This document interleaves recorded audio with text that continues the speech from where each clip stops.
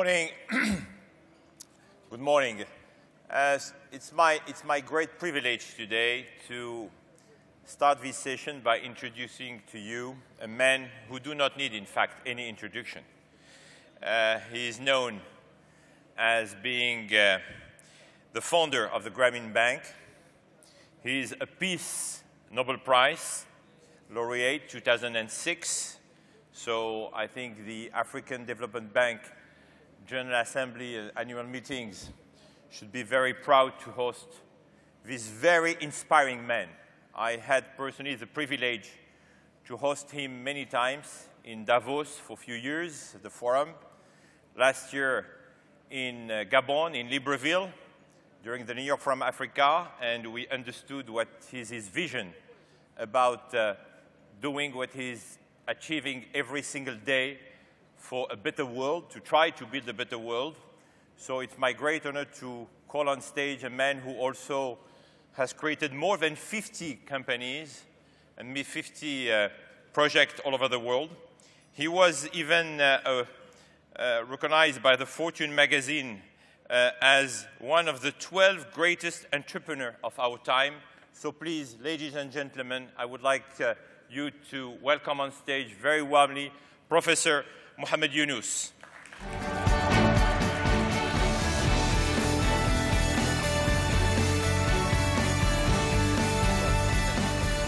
Professor, the floor is yours for half an hour, and then after I come back to open question with the audience. Thank you very much. I'm absolutely delighted to get this opportunity, very special opportunity, to kind of share with you all the crazy things I've been doing.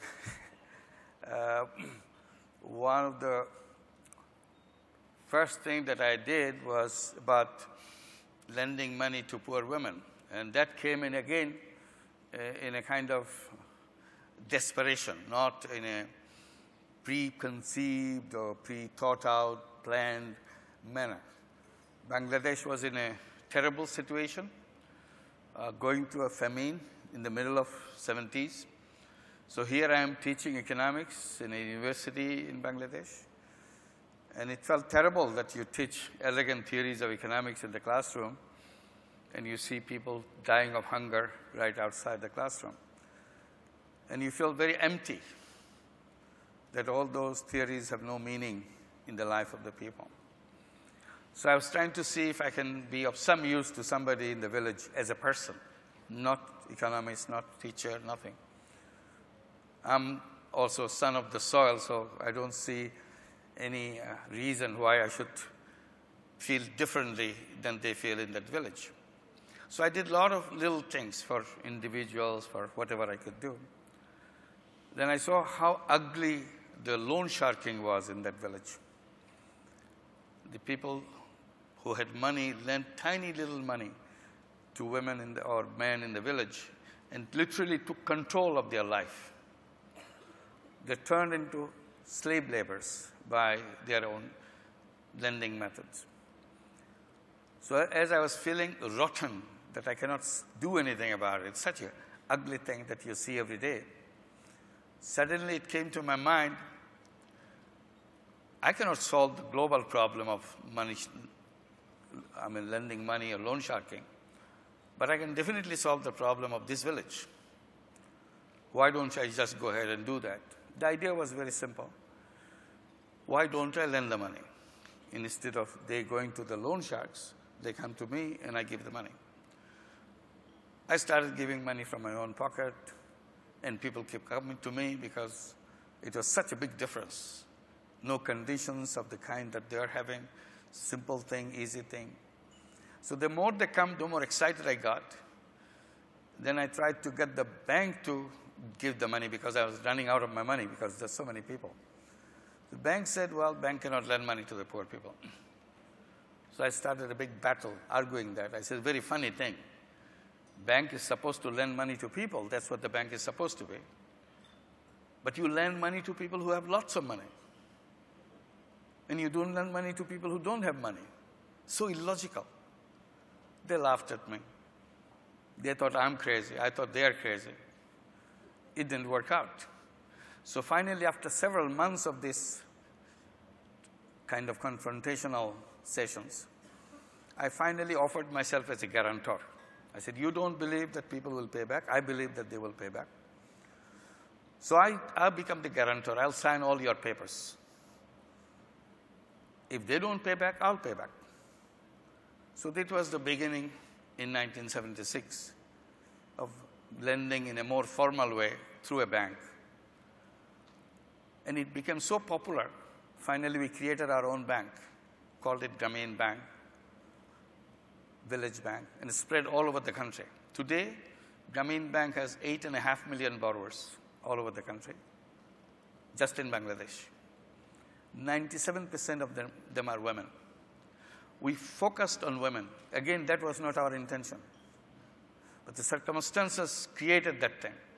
All I was protesting against the banks. I became very nasty in attacking the bank, saying that you are wrong in every step. You do the wrong thing by not lending money to the poor, then you don't lend money to women. They said, no, that's not true. I said, it's very much true. You look at your records. Not even 1% of your borrowers, not even 1% of your borrowers happen to be women. How do you justify that? So when I began, I want to make sure half the borrowers in my program are women, because I was so much vocal against banks not lending to women. So when I did that, women said, no, don't give it to me. I don't know how to handle money. Give it to my husband. I said, no, we want to give it to you. It was a big struggle to convince the women that she can take the money and use it and pay it back. She was afraid she will not be able to do that. So we thought, this is all about fear, that fear that has surrounded her all her life. She has been neglected by the society. She has been marginalized by the society. Generations of that kind of treatment to women created a big crust of fear around her. So I told my students who were working with me that our job is to peel off that fear layer by layer so that the real woman finally will emerge. And then she will say, maybe I should try. It took us 6 years to finally to happen that. And then we came to the 50-50 level. We were very happy.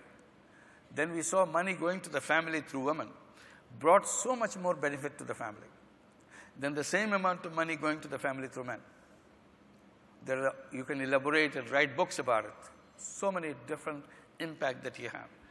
Then it came back to us, why are we having this rule called 50-50?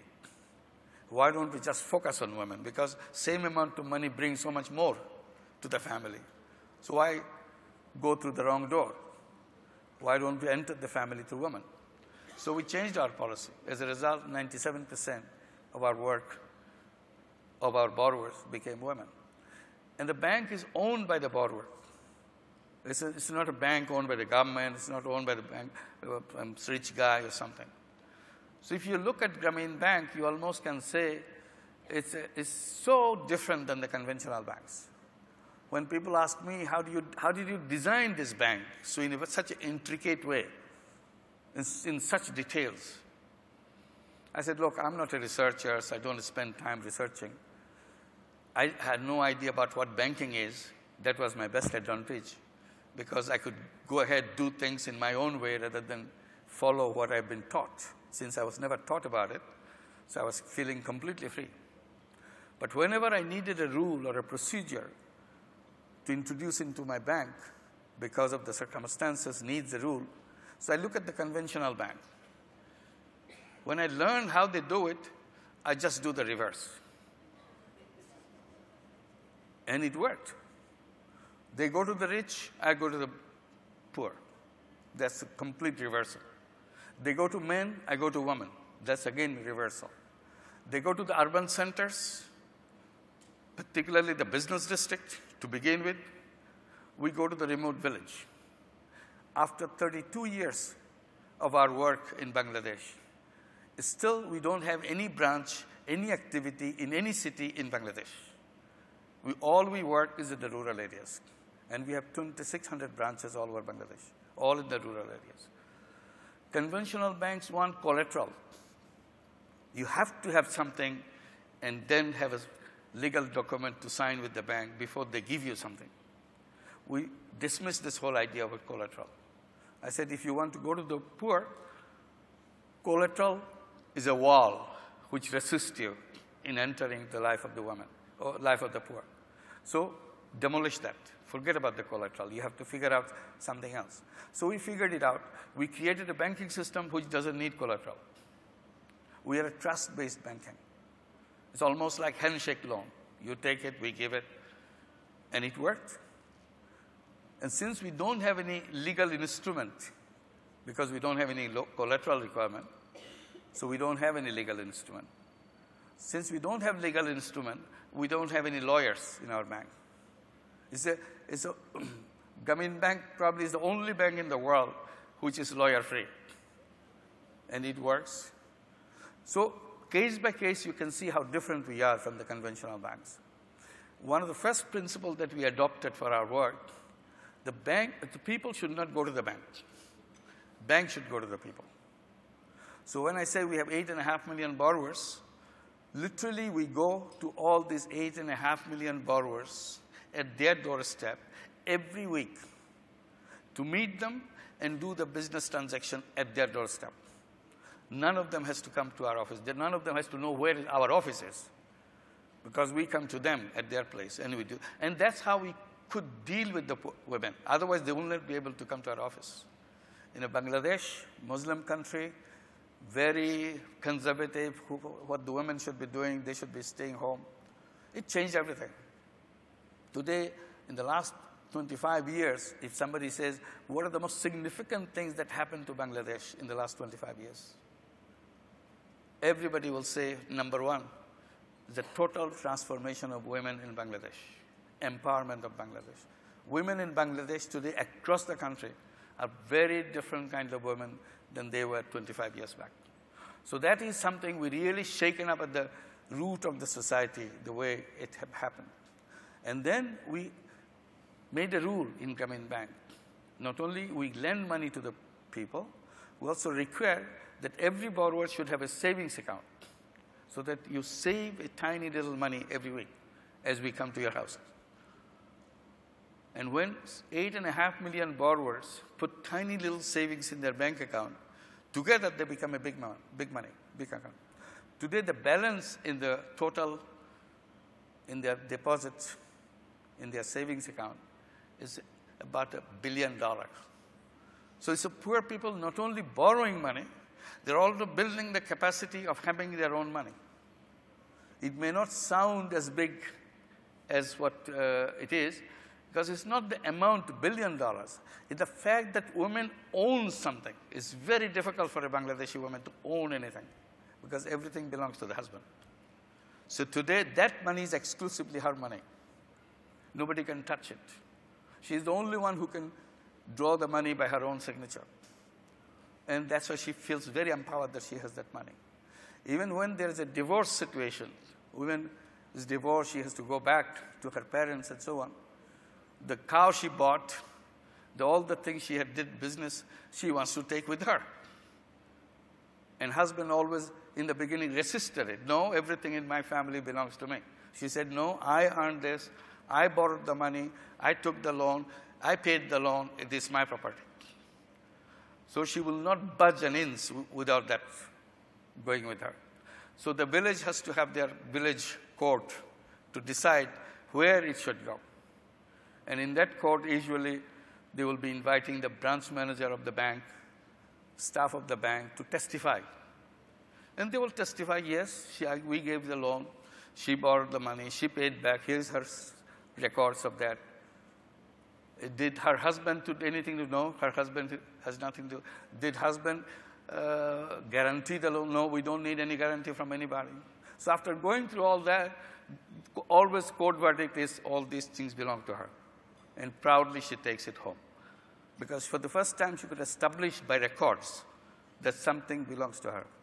So that transformation had hit every single family in Bangladesh today. And as we're doing all these things, we also saw other problems in Bangladesh, particularly with the poor. Problem of health is a major issue. Health is always, in a country like Bangladesh, is a government issue. The state is supposed to deliver the health services and so on.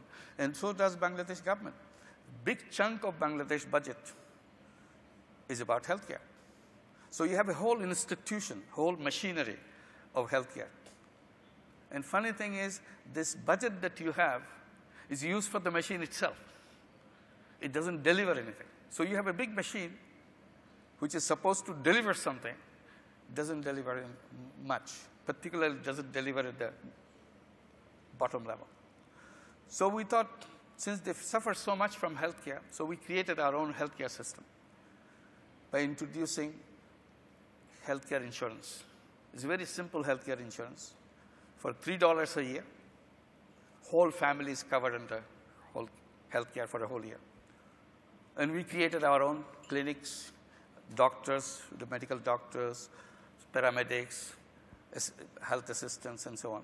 All covered under that because the money generated by that $3 is so big when you have large number of people participating in it, you cover everything. So it's a self-financed healthcare system by itself within one community.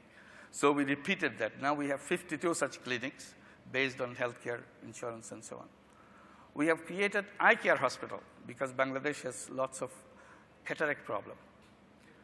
Everywhere we go in the village, we see people suffering cataract. They think it's a part of the aging process. If you grow old, you see less. We said, no, there is a cure for that. So we created a cataract hospital in the village, capable of 10,000 cataract operations per year. And then we made it in such a way, we charged a high fee or a market fee, $30 per cataract operation. And we make money from that. And we give it for $1 to anybody who cannot pay. So overall, we covered the whole cost. The whole eye care hospital with the land, building, equipment, doctors, and the medicines, everything, all covered. The first eye care hospital we built came to the break-even point in 4 years. So we got very encouraged. We built the second hospital in another location. And that came to break-even point in 3 years. Then we built another one, third one. Now fourth one is under construction. So if you have 5 of them, then we'll have enough money coming back as a repayment of the investment that we made so that we can invest in 6 hospitals. And when 6 hospitals will be working, money will be coming back as a repayment of the investment we made to create the 7th and the 8th and so on. So you create a whole system of expansion. And this is the kind of business we created, nearly about 60 such businesses in Bangladesh. Then people say, what kind of business is that? You are just doing things for self-sustenance. I said, yes, this is a business where we don't want to make money. We want to solve problems. So these are problem-solving companies. Suddenly I realized that this type of business doesn't exist in the book of theory. In the theory book, it says business means you have to make money. The more money you make, more successful business you are. I said, that's fine, but why can't we have business to solve problems? Business is a very powerful mechanism by which you can address many things in a sustainable way. So all these 60 companies we did, there was no thought at all of making any money personally. All it was done to solve a specific very problem. I started calling them social business. It's a non-dividend company to solve human problems. And that works very well. And we created one after another, all these companies. In the business world, in the economic theory world, there is one part, there is a business. We call it private sector. The moment you call private sector, meaning somebody is making money there. Private sector has no other meaning except that somebody is making money. So I said, why private sector has to be always making money sector? Why can't it be a problem-solving sector? They say, no, problem-solving is not the private sector's business. It is the government's business. I said, that's very funny. Only government will solve the problems, and the private sector will make money and create problems? That doesn't sound very well. It's no good. Why can't the private sector solve problems? Well, if the private sector solve problems, there has to be philanthropists. Give away money. So you create foundation, you create NGOs, give away money. I said, no, giving away money is not that efficient. It's a wonderful thing, giving away money solve problems, but it has a limitation. Limitation is, in a charity, in a philanthropy, money goes, does the wonderful work, but it doesn't come back. So if you want to do this again, you need a fresh batch of money. And again, you have to fresh money. So you're going around raising money. You spend more money raising money than doing the job, because otherwise you can't do the job.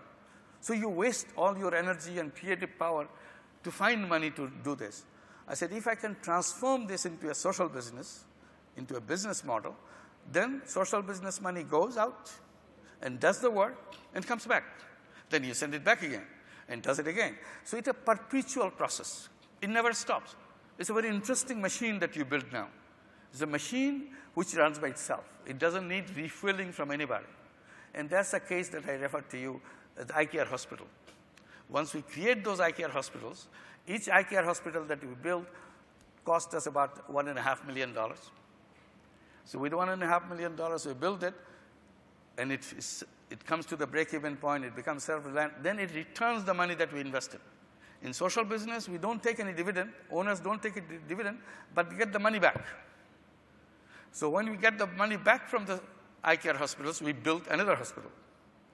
So not only we are sustaining ourselves with our own income, we are generating enough money to build more.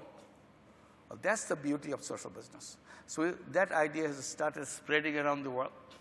And now many other countries are involved in that. They are excited about it. And an interesting thing happened to us when the multinational companies became interested in our work. They wanted to know, can we do social business with you? I said, well, why not? So one after another, the big multinational businesses started coming to us. First one came was Danone, a French company, yogurt company. We created a joint venture with Danone to produce yogurt to solve the problem of malnutrition in Bangladesh.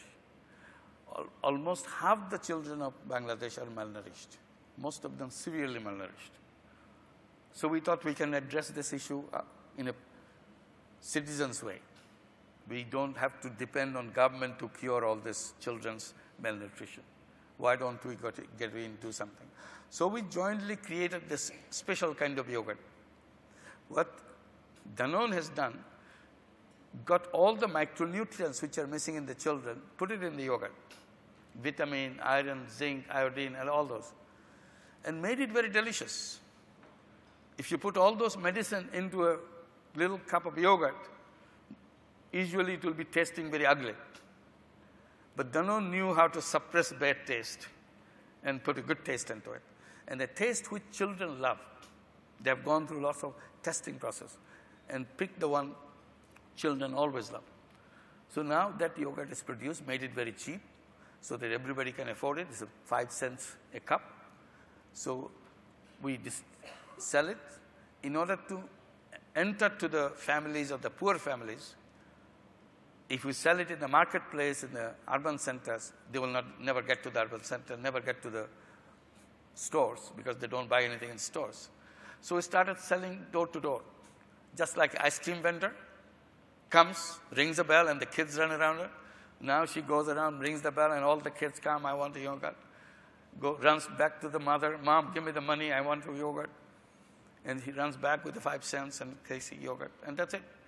So this is now expanding. We have the first plant fully producing its full capacity, and the second plant is being under construction because now we need more. So again, if you are a social business, you can have investments coming on your own. Then we have joint venture with Veolia, another French company, to bring water in Bangladesh. Water is a big problem in Bangladesh. We have plenty of water, but undrinkable. Underground water, arsenic contaminated, and surface water is totally polluted. So people are caught. Almost half the population of Bangladesh has a total of 160 million people.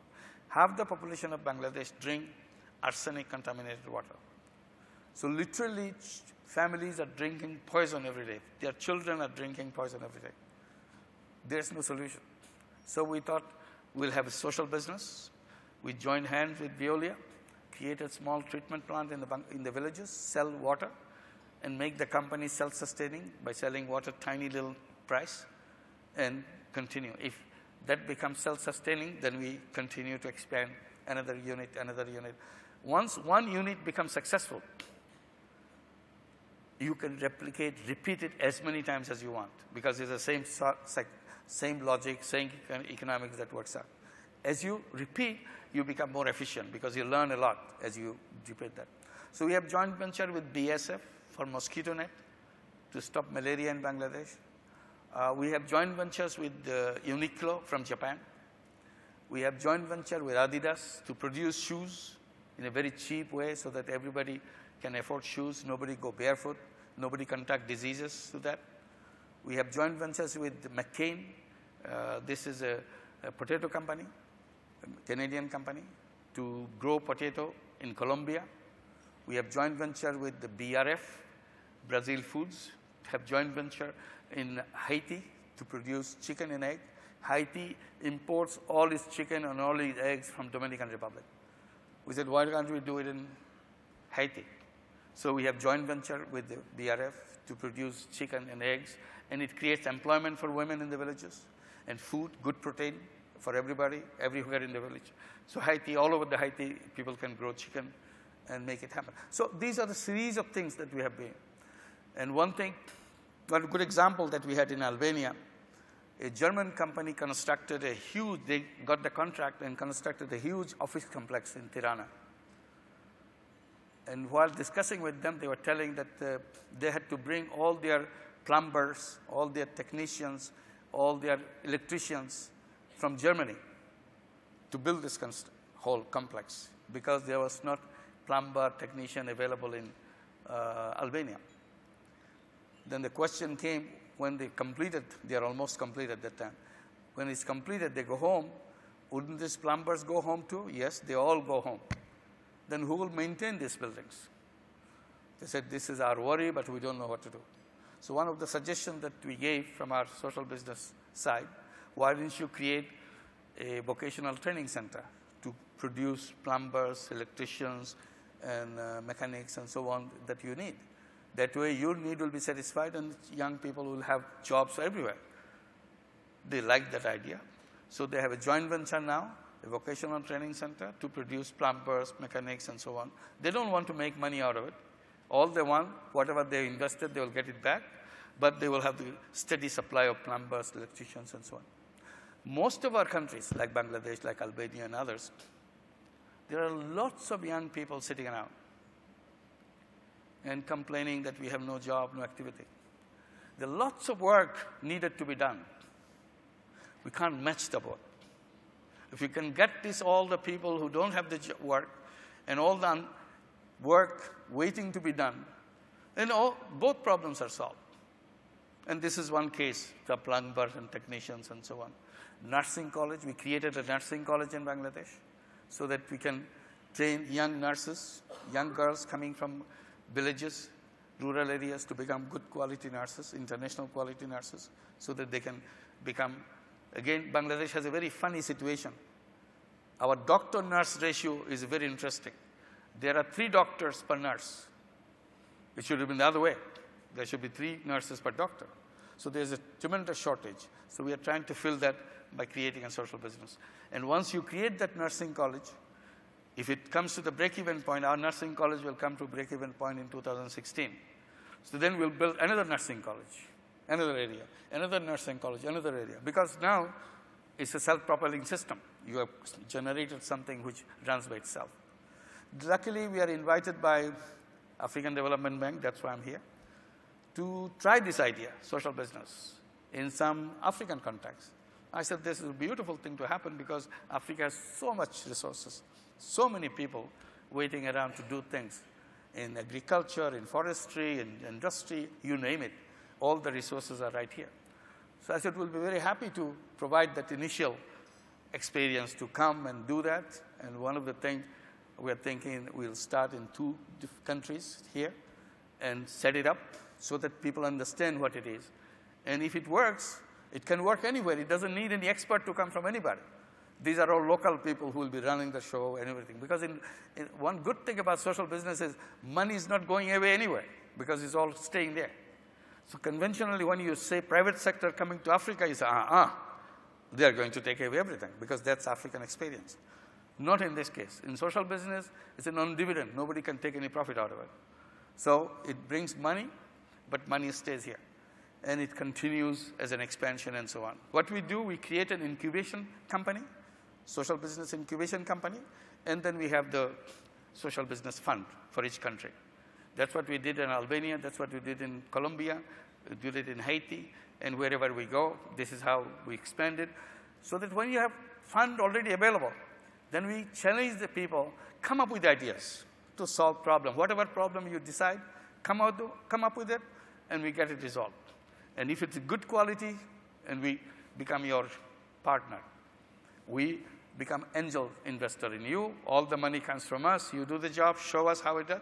If it is successful, reputation, replication will be our responsibility to provide the financing so that you can go on and on and on. If it is unemployment, create employment. If it is health, create health. If it is housing, create housing. As a social business, non-dividend company, to solve the problem so that people can pay, at the same time enjoy. And young people love this idea. Wherever we go, it's the young people who come right away. So we have so many ideas how to go ahead. And today's young people are very different than the young people of previous generation because these young people have technology in their hand. They are well connected with the world, with their social media, with the internet and so on. So they want to come up with ideas. So energizing the young people into constructive way to solve businesses, solve problems, this is one exciting idea that we find everywhere with you. I'm just coming from Brazil. We just started a social business entity in Brazil and see the response all over Brazil that the young people are coming forward to respond to that. They're even talking about creating a television show on coming up creative ideas of solving problem as a television series so that one after another ideas will come, all the people will participate and do that. So, and energizing everybody. The moment they hear that this is a possibility that you can really, we can solve our own problems and in a sustainable way, not in a kind of dependent charity, government has to do it and we will wait. I don't think government has to do everything. Citizens can participate and help it solve the problem. One just last instance, and I'll stop. Wiesbaden in Germany, a city next to Frankfurt. The mayor of Wiesbaden has declared the city as a social business city. And he announced it to the press, to the people in Wiesbaden. He says, I have a budget in the city budget of 1 billion euro, just slightly over 1 billion euro. Half of my budget goes out in transfer payments. I just dish out money for unemployed people, for old people, for these people, for that people. So half of money just give it away. Another half payments for this, payment for that. I said, I wanted social business because I will be urging all my businesses. I have 3,600 plus businesses running in this city. Why don't you create a parallel social business on the side, solve some of the problems that we face in the city? If each one of them is solving one little problem, then to that extent, I don't have to use the budget to go out and solve that problem. And then I can use the budget of that €500 million to turn into a social business fund so that people can take this money to invest and solve the problem. So again, as a government, you can engage young people so that they can participate to make things happen. So this is the idea of social business. I hope this will make sense to you, but it makes enormous sense to me. I'm very excited about it as we do more and more. And thank you for giving me this opportunity. Thank you very much. Stay here. Thank you. Thank you. Thank you. Okay. Thank you, Professor. We can listen for hours. Thank you. Before asking and taking few questions from the floor, I would like to ask you maybe a stupid question. You know, for years, I think since we met in Davos, we were talking more about business, business, business. And then suddenly, when you started to join us, we started to talk about social. But today we have social business, social entrepreneurship. Everything is trying to be social. What is the difference between social business and social entrepreneurship? Yeah. There are many things with the social title before that. Social impact investment, social enterprise, social entrepreneurship, and so on. So each one has its own definition, own area, what they define. The distinction between social business and all others, probably on one critical point. In social business, nobody takes personal profit. That's one very key point. The second point is it's exclusively focused in solving problem. And the third element is a business. So one or the other feature will be missing in all the other things. Most of the social impact fund, social investment, they want to engage social issues, but they don't give up the profit part of it. So profit is already there. Maybe they will say, oh, we'll take less profit. It's okay, but still you'll have profit. The reason we see eliminating the whole idea of profit so important for us, then you get out of the logic of profit. Because logic of profit is very powerful logic. So once you keep the profit, even at slightest profit in it, the whole logic stays behind you. So you cannot do in the direction of totally engaging in social solutions. I'll give you an example. This room is no smoking room. Suppose somebody says, what's wrong if I take a puff? One puff will not disturb anything. So it's okay, you take one puff. So if everybody takes one puff, you can imagine what happens to the non-smoking room. So the non-smoking room has its own logic.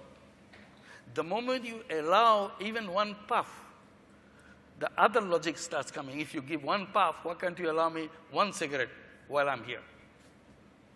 So you start the whole thing where you stop.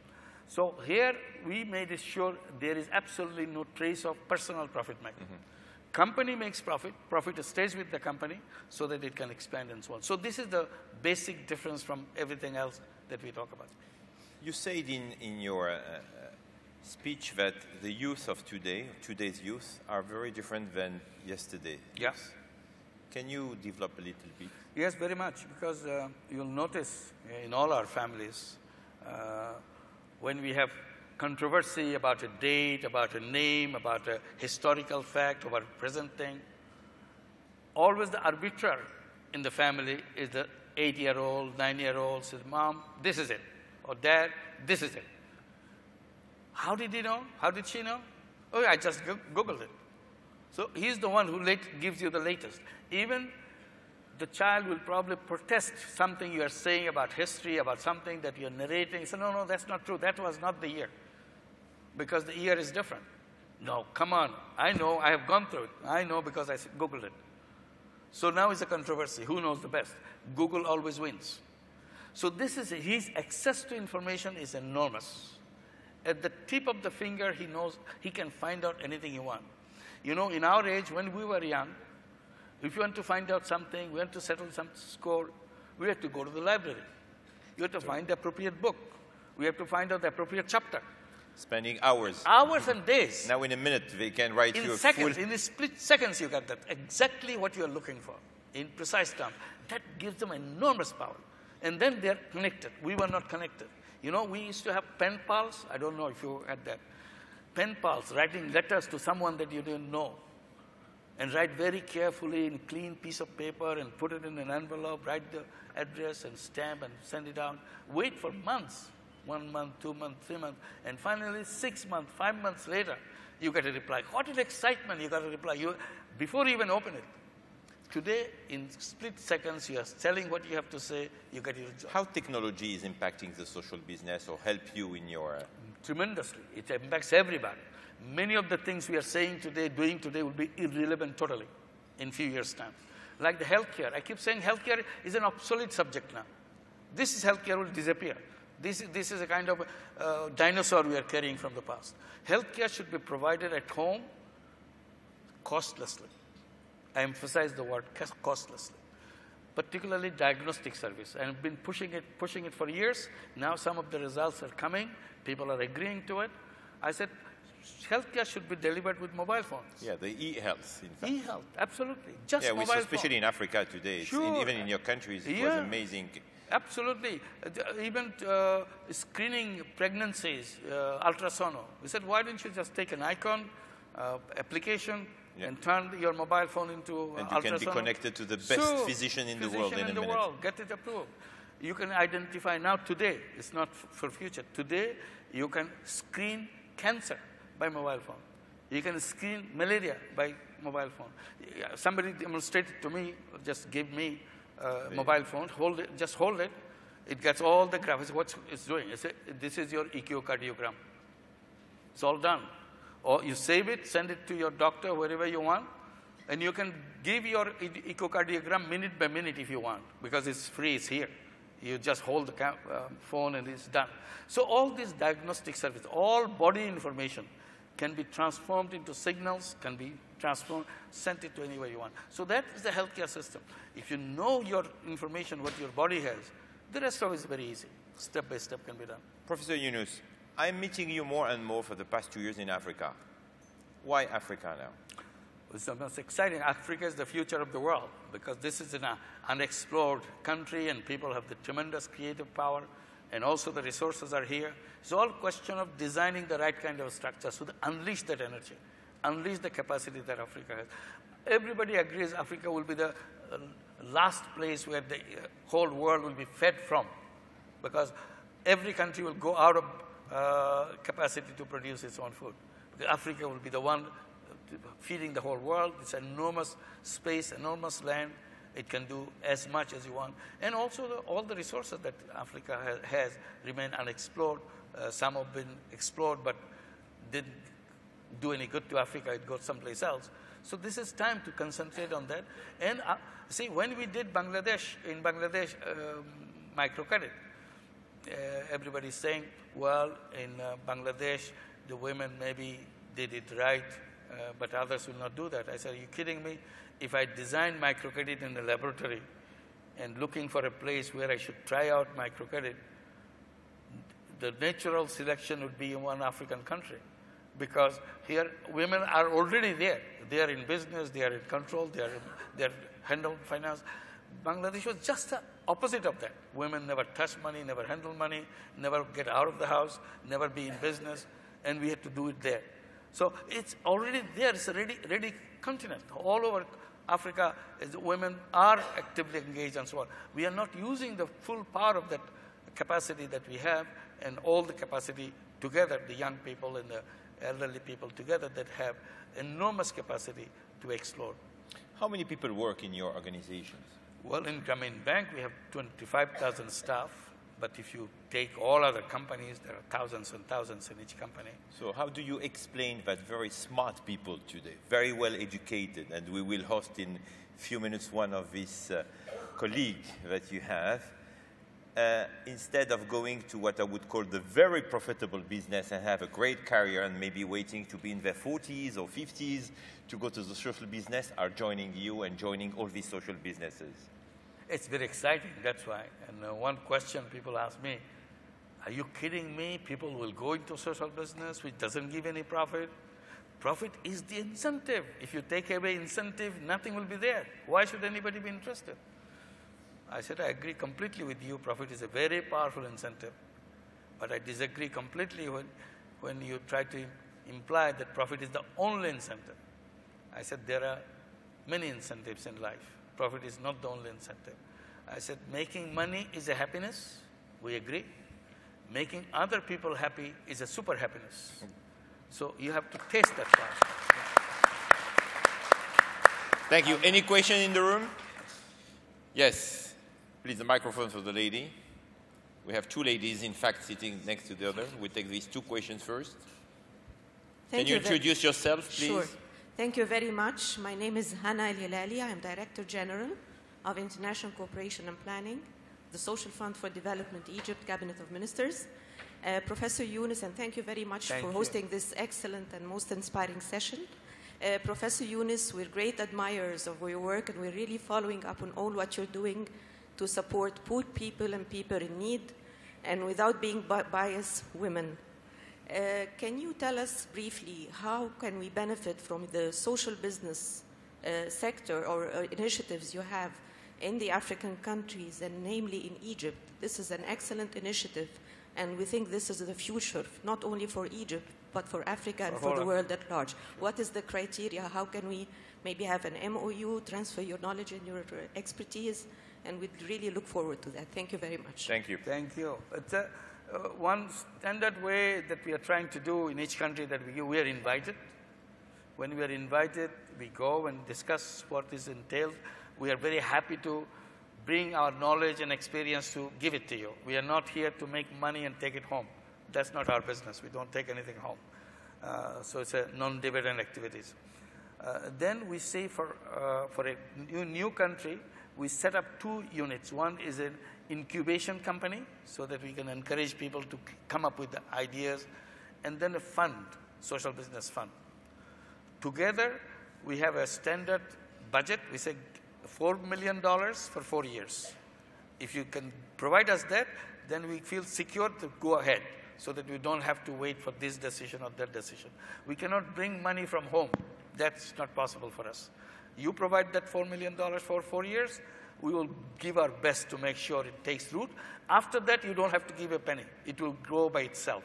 It will find its own investment money, own expansion, and everything. It will grow and grow. Question to the lady next to you, please.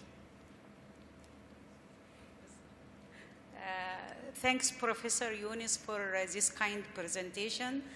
My name is Amani Youssef. I'm the director of the microfinance sector inside the social fund in Egypt. My question is, it's a dilemma. While we are doing a microfinance in Egypt and in any other country, we'd like to have some administrative cost to be able to be sustainable. In the meantime, the administrative cost will be really high because you are working in group lending. We are working in very small kind of loans that should be covered, so the administrative cost should be very high. In the meantime, you are attacked from the other side. How come you are charging the poor people this kind of very high rate? So it's a dilemma, and in the meantime, we cannot subsidize our services because you wanted to create sustainable model to be able to move from one financial institution to another. So how can you, from your experience, how can you solve this problem? Thank you. Thank you. We do it in a sustainable way in Bangladesh, charging very low interest, almost very close to the conventional bank's interest rate. It's not too far away from conventional banks' interest rate. That's a kind of a guiding figure to how far are we above the conventional bank's interest rate. We run a program in New York City called Grameen America. We now working there for over 5 years. We have 6 branches in New York City with over 12,000 borrowers, all women. And interest rate in New York City is 15% simple interest rate in a declining basis, and which is very reasonable because it's whereas loan sharks, the payday lenders in the same place, charging you 500% to 5,000%. So 15% is what you get. So that way we work in other countries like in Mexico, in Nicaragua, Costa Rica, Guatemala, all low interest rate, about 15%, 20%, that's about it. Very close to the conventional bank's interest. It's a question of how to cut down the administrative cost, one, how to build up the volume. That's the 2 tricks. You do it simultaneously and it works out. Thank you. Question on the front, please, gentlemen. Thank you. Mohammed Hadi Majai. I'm the director of the investment department of Islamic Development Bank, which is a multilateral institution similar to the African Development Bank. Hearing to speak, about social business, it seems very much it's a banking business model. The natural question that often comes is this business should be regulated, given that it's undertaking very much banking activities and mobilizing deposits and so on. This is a very important question, really, to know how to deal with this noble sort of activity. Thank you. Thank you. The social Should we business, regulate? Yeah, social business is just like any other business. For example, when I said Grameen Danone, all it does is produce yogurt, sells yogurt. So it's just like any other yogurt company in the country. They will do the same thing. So whatever already regulation exists in the country, they all apply to this. This is not a new kind of business. Only what we have done within the company, the owners decided they will not take any dividend. It has nothing to do with the government. With the government, we are a profit-making company. We register under a profit-making company law. We follow company law. But we created the company, and inside our legal format, we said, we, the owners of this company, decide that we will never take any dividend out of this company. And who is going to regulate that? Why should we regulate that? It's our own decision.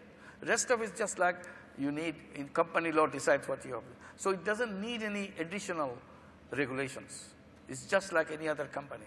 It could be a textile company as a social business. It could be, I just told you about the nursing college. It's just like any nursing college anywhere in Bangladesh. If you want to start a nursing college, there's a government regulation. We follow the same regulation. Another nursing college probably making money if it's a private sector nursing college. If it's a government nursing college, they give it free. We create under a company law a nursing college so that we can recover our cost and start creating more nursing colleges. So all these enterprises have their own existing law. We just follow those existing law. Whatever I'm talking about is an internal decision. Internally, the owners decided they will never take any dividend. And that has government doesn't have anything to do. Professor Yunus, you know that we are in a continent where more than 150 million people are unemployed. Yeah. And even some studies from McKinsey are saying that maybe in a few years it will be going to 300 million if we don't really act. Sure. How social business could help to reduce this unemployment situation?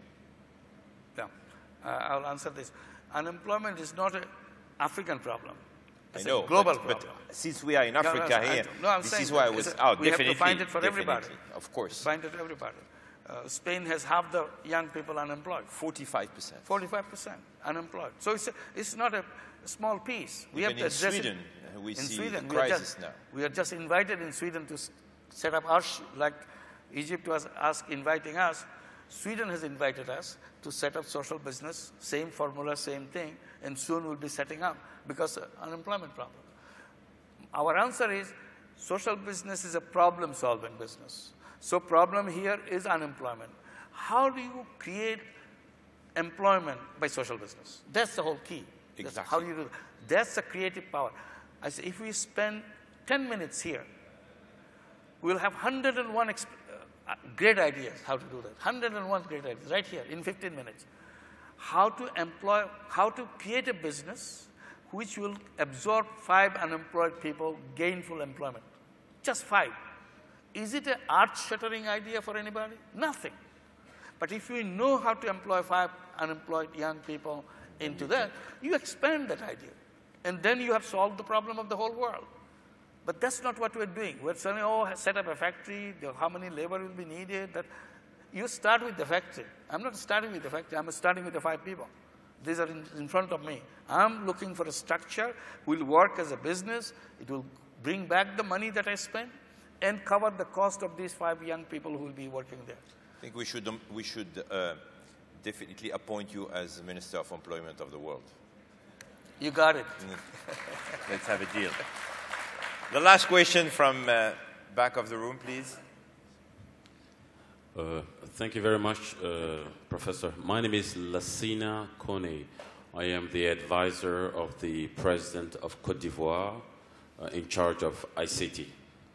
The question that I have for you is when and how long it will take you to help us in Ivory Coast to create employment in the social business. Yeah.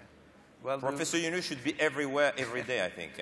By hearing you, my God. All I can say, will be delighted to come anytime you want, because that's our passion. That's what we do. There are a lot of young people working with us. They are very passionate about doing things, make it happen. They want to take all the challenges. But we gave you a format. If you come within that format, we'll be delighted to come and get it started. But we need this $4 million upfront so that we don't get stuck in the middle of it. Sometimes promises are made, we get started, then say, well, we have this clearance is needed, our budget didn't have this law, then we get very upset. So we said $4 million upfront, and then we come, it all stays there, nothing, no money is going anywhere. It's all theirs. Assume that the $4 million is available. Okay, very good. Thank you. So, We'll Professor Yunus, we will wish you very good health. Thank you. Stay with me because I think many other questions will come probably during this session. I will ask the other panelists to join us maybe.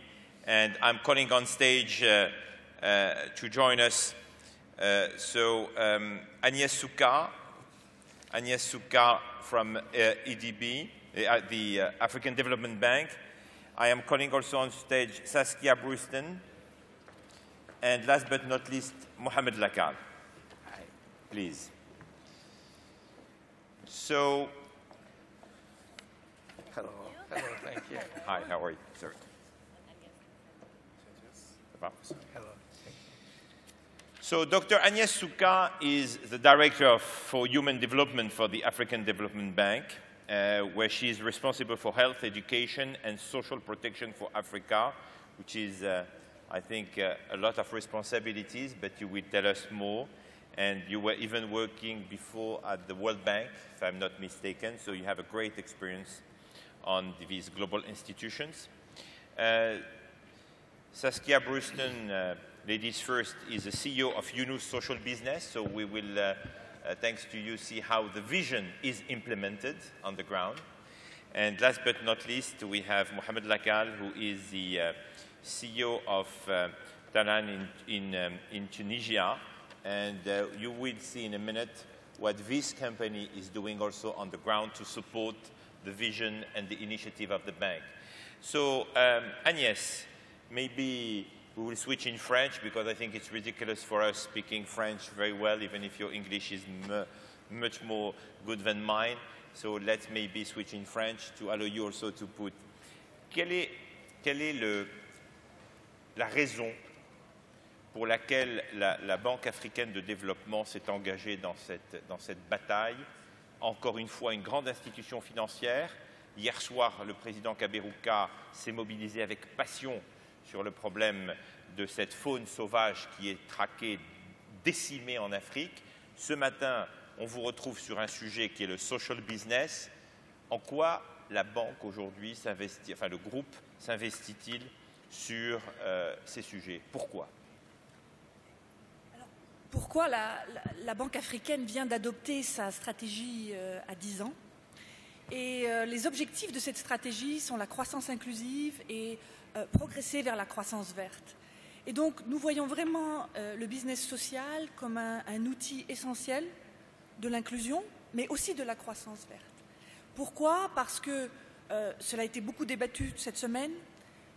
L'Afrique vit une période de croissance extraordinaire, des croissances à 2 chiffres, des ressources naturelles de plus en plus exploitables.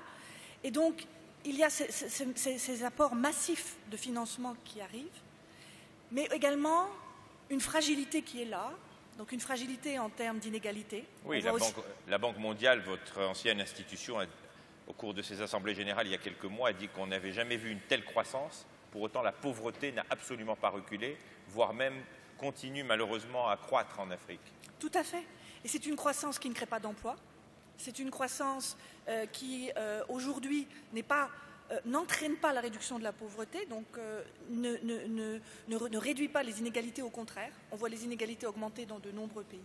Et donc nous avons là un grand défi, sachant que nous avons connu ces périodes de croissance en Afrique. Les années 60-70 avaient ces périodes de croissance. À l'époque, la Zambie avait un produit intérieur brut qui était équivalent à la Thaïlande.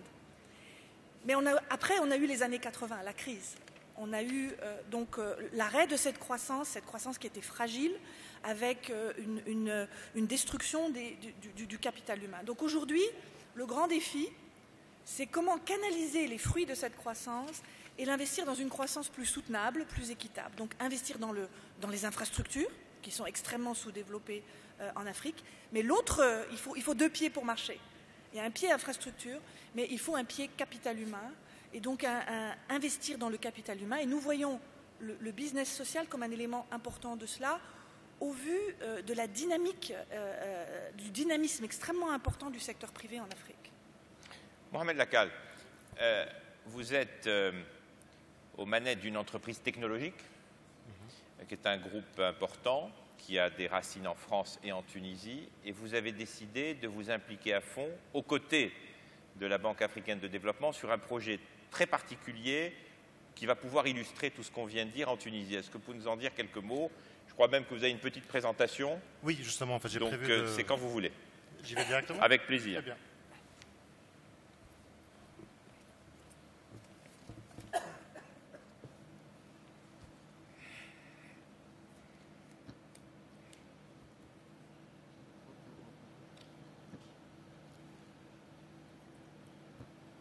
Donc, en attendant que la présentation en fait, démarre, je tenais à remercier en fait, la Banque africaine de développement en fait, de nous avoir invités, le groupe Talent, à témoigner en fait, par rapport à l'initiative sur Tanmia. J'ai eu la chance, donc je ne suis pas le CEO en fait, de Talent en Tunisie, en fait, je suis un des directeurs, mais j'ai eu la chance d'être le coordinateur de ce programme sur Tanmia pour le profit de Talent. Est-ce qu'on peut avoir les slides de M. Lakal, s'il vous plaît?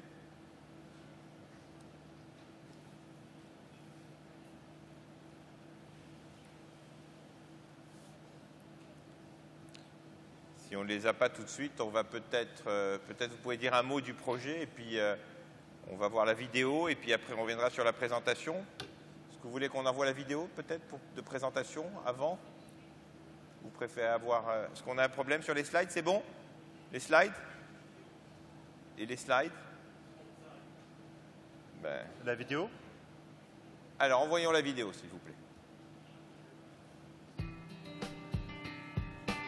مهدي بن حميدة، عندي 29 سنة، نسكن في عين زغوان، متخرج من هاشو سكرتاج في علوم المحاسبة، وتوا مؤسس نتاع أول لابري إيكولوجيك في تونس.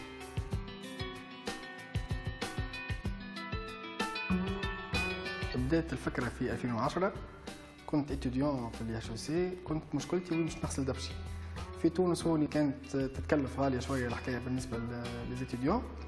هذاك علاش خممت قلت شنو اللي ناقص معناها توا باش واحد يعمل حاجه يستفادوا منها الطلبه بالخصوص.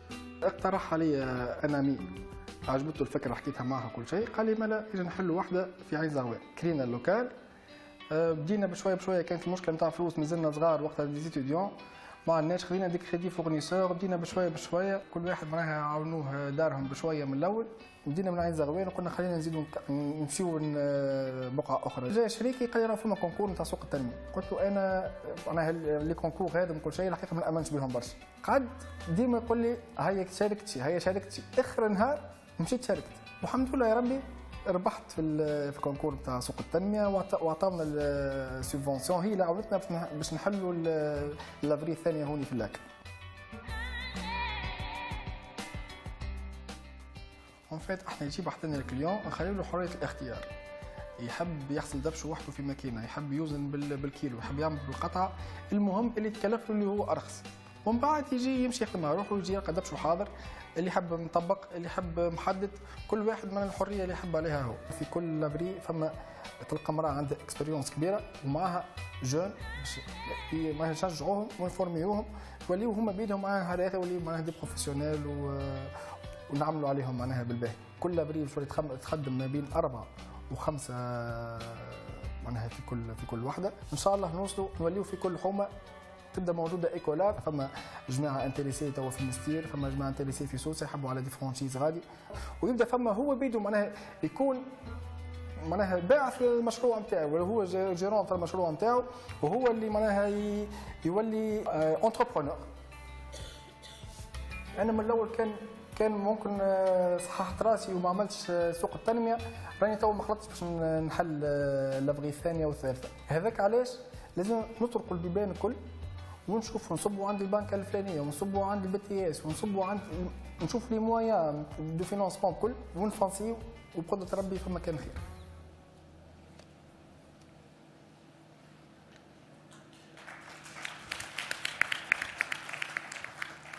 Un des 71 lauréats en fait, de l'initiative sur Tanmia, la première initiative pilote de cette année.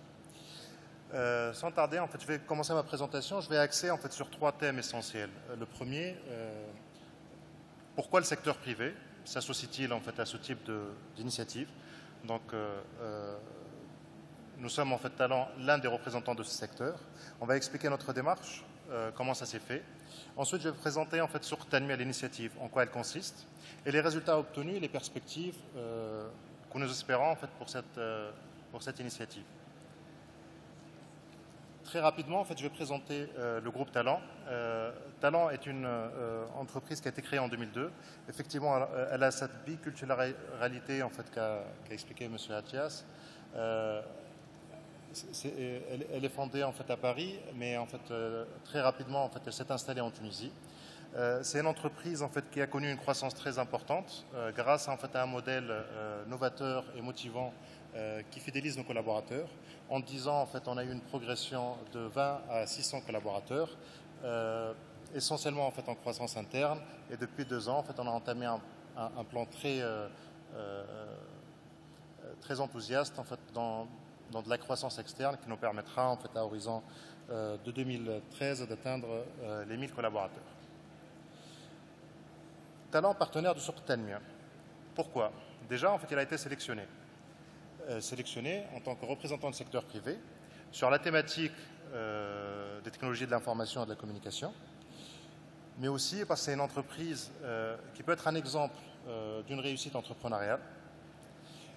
Et puis, Talent a adhéré de suite, d'instinct, comme dirait en fait, notre directeur général, car il y a trouvé en fait, ses valeurs d'esprit entrepreneurial, d'innovation, de citoyenneté et de responsabilité sociale. Quel a été le rôle? On a travaillé sur 4 axes. Tout d'abord, on était partenaire technologique, où on a travaillé sur la plateforme web sur Tanmia, cette plateforme qui a été en fait, le point central de la communication entre les différents acteurs du souk. Cette plateforme nous a permis de dématérialiser l'ensemble des processus, que ce soit de candidature, de sélection.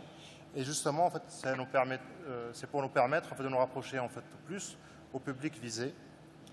La deuxième activité en fait, sur laquelle on a participé, c'est la Task Force Communication, où effectivement, en fait, il y a eu plusieurs activités, notamment en fait, un roadshow régional en fait, qui nous a permis d'aller voir les porteurs d'idées là où ils sont en fait, pour faire connaître cette initiative.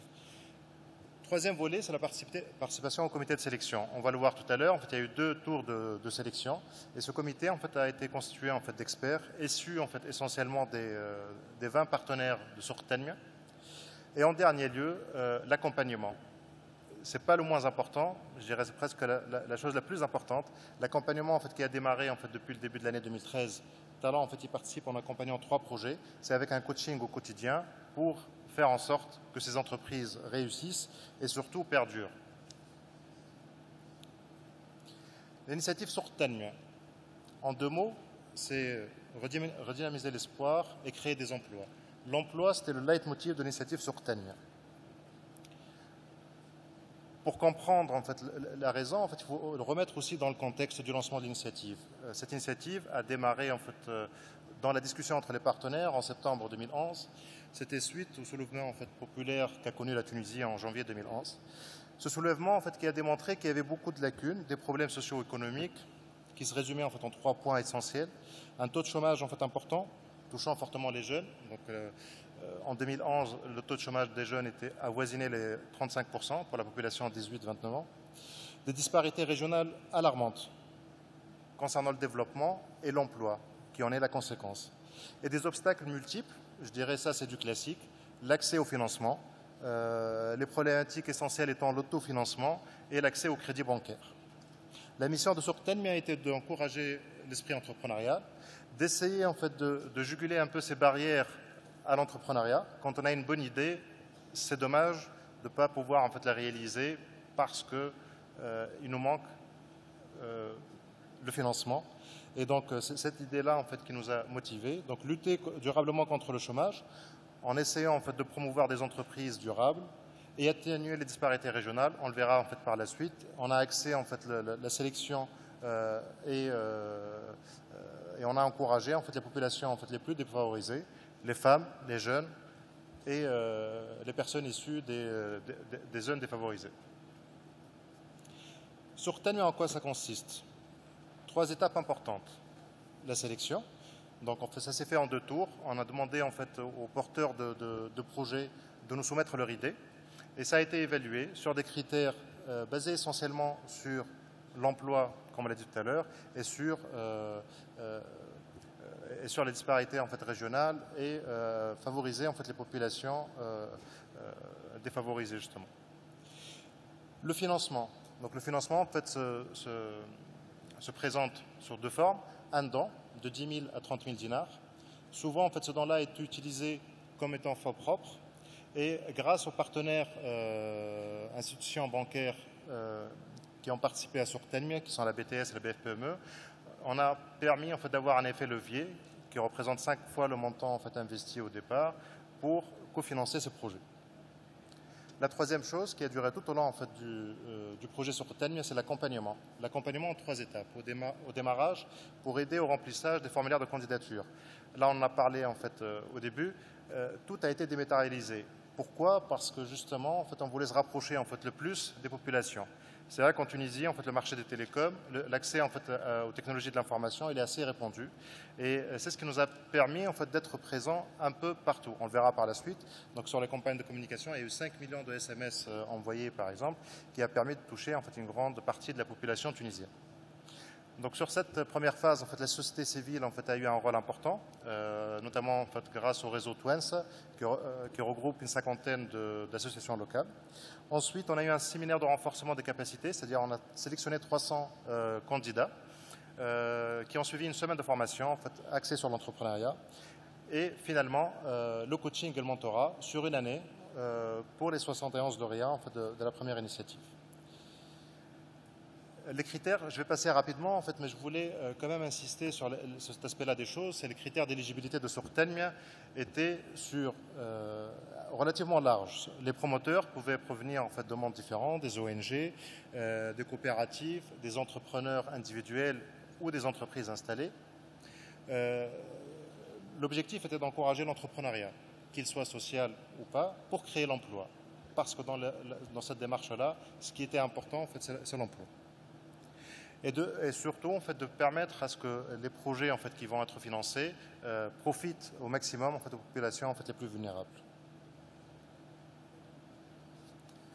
Le partenariat, comment ça s'est construit? 2 choses, en fait, qui ont conduit, en fait, à la sélection de différents partenaires qui constituent aujourd'hui les partenaires de Tanmia. C'est les compétences spécifiques de ces partenaires et leur expérience dans l'entrepreneuriat et dans l'emploi. La 2e chose, c'est l'engagement du respect des atteintes des objectifs. Il y a eu plusieurs typologies, en fait, de partenaires, des institutions, en fait, de développement et bailleurs de fonds. La BAD étant l'initiateur, en fait, de l'initiative, d'autres institutions, en fait, nous ont rejoints, en fait, pour le financement. Des acteurs, en fait, publics, qui sont les 2 banques de financement, des entreprises privées, comme Talent, la société civile, au travers des réseaux, en fait, des associations locales, les organisations académiques et culturelles et des organisations patronales représentées par les 2 syndicats de patronat, en fait, en Tunisie. Différents rôles, je vais passer, en fait, rapidement et on aura, en fait, l'occasion de le voir. Ce qui est important, en fait, c'est chacun, en fait, des partenaires à assumer son rôle, à assumer les coûts afférents à son rôle. L'idée, c'est que, en fait, les fonds collectés contribuent, en fait, au maximum au développement des entreprises et à la création de l'emploi. Chaque partenaire, dans son rôle, a apporté, en fait, le meilleur de son savoir-faire, mais aussi, en fait, à assumer financièrement, en fait, les coûts associés à ce rôle-là. J'en arrive au résultat de cette première édition, qui a commencé le 12 juillet, en fait, 2012, et, en fait, l'annonce des résultats, en fait, a eu lieu en janvier 2013. 71 projets ont été sélectionnés. Ces 71 projets proviennent de différents secteurs d'activité, sélectionnés parmi 2000 candidatures que nous avons reçues. Ces projets ont profité, en fait, comme fixé par les objectifs en fait, de sourds, aux régions en fait, défavorisées à 62%, aux jeunes à 54%, aux chômeurs à 55% et aux femmes à 32%. Et nous espérons, en fait, à l'issue de cette première année de l'initiative, la création en fait, de 1000 postes d'emploi. Un résultat encore aussi important en fait, que le financement de 71 projets, c'est la création d'une communauté. Professeur Younous en a parlé tout à l'heure, en fait, il faut être proche des porteurs de projets, des gens qui ont des idées et qui ont besoin en fait, d'être aidés pour les développer. L'accès aux technologies de l'information et de la communication qui est plus répandu dans nos pays en fait, africains, permet aujourd'hui en fait, de pouvoir cibler en fait, plus de personnes rapidement. Et c'est ce qu'on a essayé en fait, de faire dans le souk en dématérialisant en fait, l'ensemble des processus. Assurer la transparence, chose très importante. Mehdi, dans la vidéo qu'on a vue tout à l'heure, un des candidats l'avait bien dit. C'est une initiative, encore une, et je ne sais pas comment ça fonctionne, comment ils vont sélectionner, et il y avait des doutes. Et effectivement, en fait, ces doutes-là en fait, proviennent aussi d'un peu d'un historique, d'un vécu. On a essayé en fait, de le juguler en fait, avec apporter plus de transparence. Donc on a communiqué sur les différentes étapes en fait, de l'initiative. Et surtout, en fait, on a créé cette communauté au travers des médias sociaux et autour de la plateforme web qui a réuni en fait, l'ensemble des acteurs en fait, de Sorten, mais sur ces différents projets. Parfait. Merci, Monsieur Lacal. Je crois que le temps passe, donc on a bien compris. Je crois que ce qui est important, si vous êtes d'accord, de rejoindre le panel. I would like to ask a question to Saskia Brewston. Saskia, you are the CEO of the Younous Social Business, but more important, also you are German, Canadian. You graduated, if I'm not mistaken, from you had the from the the European Business School. Also, you got a Master of Science in International Relations from the London School of Economics. You were working for the Boston Consulting Group. What are you doing in this social business? I think for me it's very clear. I've done this. I've worked in normal business. I've explored how that feels. That was the path that I embarked on, first of all, because I didn't really start thinking. I just went to school, I went to university, I had a job offer, I jumped onto it. Similar to what Professor Younous was explaining. They always tell you, get the best university, go to the best job, etc. That's what I did. And I guess when I was probably 24, 25, I then suddenly realized I was working 4 or 5 years or something like that. I was asking myself, what am I doing here? Why am I spending day and night in this company? I learned a lot, no question, but I clearly found for myself that there were probably other areas where I could employ what I had learned in a better way. So for me, the question is not why social business, the question is much more why not social business. And I guess the philosophical question behind that is, what is enough and what makes you happy and what does the world need? And why should we just look for something like money because it's just a means, not an end. What is your day-to-day business now? Because I know you are very involved on the ground. Yeah. You travel all over Africa. You were in Brazil a few days ago. Can you tell us more how the vision of the professor is implemented thanks to your involvement? Absolutely. So we co-founded Younous Social Business to really help get the great social business ideas from Bangladesh to other countries. And the way that we do it very concretely is we set up these incubator funds. So we have an incubator organization in each country, and we have a fund, like a venture capital fund in each region. The incubator, with a local team in each of the countries, identifies social business opportunity, trains them, incubates them, and the fund then provides equity and debt to those social businesses. So my day-to-day is really setting up those funds, helping to manage them, sitting on investment committees, going to those countries, working with entrepreneurs, talking to them, raising funds for the social business fund. So really an incredible variety of things, and that's why, I absolutely love what I'm doing. And yes, how the partnership is going on? Don't say anything negative, Agnes. No, it's a beautiful partnership. I mean, we are really we are so grateful to be able to partner with the Yunus social business group and working with Professor Yunus. I think it's what is really happening here is a South-South movement, and we really see that there is a lot already happening in Africa. The private sector is very dynamic. There are a lot of things happening in communities. You know that today, half of the expenditures on health and on education in all of Africa are private. There are some countries in which 60–70% of health services are provided by the private sector, and same for education. So it's there already. The question is, how can we make that even more vibrant? And how can we foster innovation? How can we make sure that all these young people in Africa, and there will be more and more of them, you mentioned the numbers, will they be unemployed and disenchanted and disenfranchised? Or will they have the possibility of contributing to society, being productive citizens, and being able to channel their energy into businesses? Professor Yunus, what an institution like the African Development Bank is needed for your projects? What can they bring? What would be the added value? Well, just like what we are doing right now, it's explaining what social business is. I think awareness is a very important thing. People need to know what this is all about. And each country can decide whatever way they want to go. Facilitating that expression, the ideas that is very important part. That's what the forum is being provided, number one. Number two, they are taking some pilot countries where you show whether it's what you are saying as good as what you can do. When sometimes we hear something sound very attractive, but then when you translate, it doesn't look as attractive. So this is a good challenge to us that why don't you show it in these pilot countries?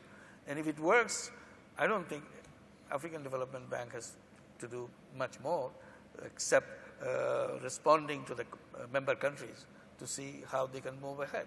So this is, they can become the matchmaker between the social businesses and where to go, how to go, and those. And there's a very important role to play for a bank like African Development Bank.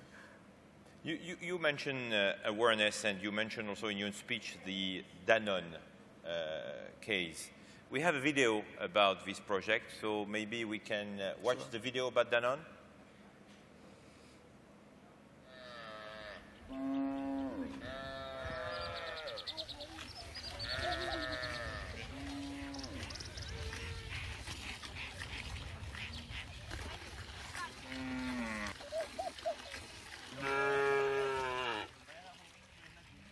Je m'appelle Bagori Vatsili, j'ai 34 ans, je suis vétérinaire.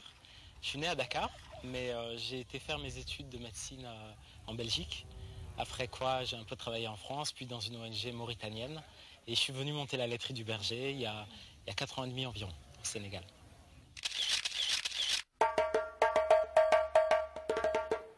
C'est un gros problème, évidemment, hein, la nutrition dans cette région. Et il me semble que la production animale n'a pas joué son rôle. Le lait vendu au Sénégal, celui qui fait l'objet d'échanges commerciaux, il provient à plus de 90% des importations. Et la principale forme, c'est la poudre de lait. Il y a une aberration parce que 30% de la population vit directement de l'élevage. Ça fait environ 4 millions de personnes, c'est très majoritairement des peuls. Donc avec la laiterie du Berger, notre démarche, c'est d'essayer de valoriser la production existante pour approvisionner les marchés locaux. Et on est les seuls à faire ça jusqu'à présent au Sénégal. Je me suis dit, il y a vraiment quelque chose à faire avec ces gens-là. Ils peuvent produire du lait et on peut faire une usine qui s'approvisionne exclusivement à partir de lait de collecte. Et le fait d'avoir du lait en continu, ça leur permet d'avoir des revenus continus.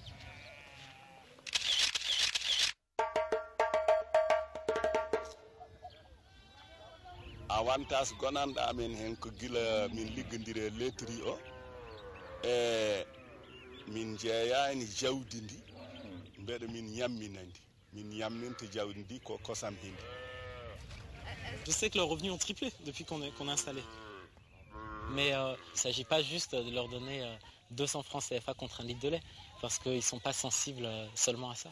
Mais il fallait toucher il fallait apporter des arguments qui les touchent, comme la fourniture d'aliments de bétail,